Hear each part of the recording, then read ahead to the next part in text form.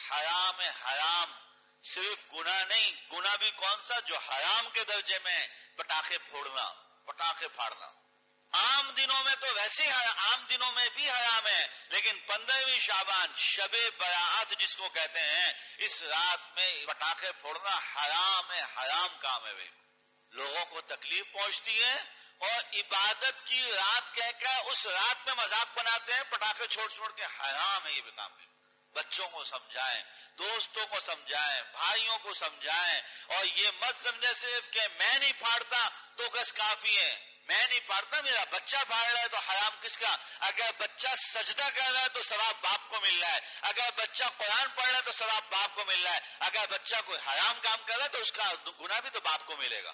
کہ تم نے کیوں نہیں روکا اپنے بچوں کو۔ پٹاخے اور کیا کہتے ہیں، بچے ہیں، اب وہ محلے میں دیکھا دیکھی جو ہے نا وہ کہہ دیتے ہیں اپنا مال جلانا حرام، قرآن کہتا ہے، قرآن سے ثابت ہے اپنے مال کو جلانا حرام ہے، حرام، اور ہم پٹاخوں میں اپنے مال جلاتے ہیں۔ قطع نظر میں اس کی تفصیل میں ہی نہیں جا رہا کہ یہ پٹاخے لوگ کیوں پھوڑتے ہیں، شب برات میں پٹاخے پھاڑنے کا کہاں سے یہ دستور آیا، کہاں سے طریقہ، یہ قطع نظر اس سے حرام کام، اپنے پیسے کو جلانا حرام کام ہے۔ کسی بھی فرقے سے جا کے پوچھ لیں، کسی بھی مذہب میں جا کے پوچھ لیں، یہ تو کسی مذہب میں بھی اس کی اجازت نہیں ہے، حرام کام، اس سے بچنا ہے، بہت ضروری بچنا ہے۔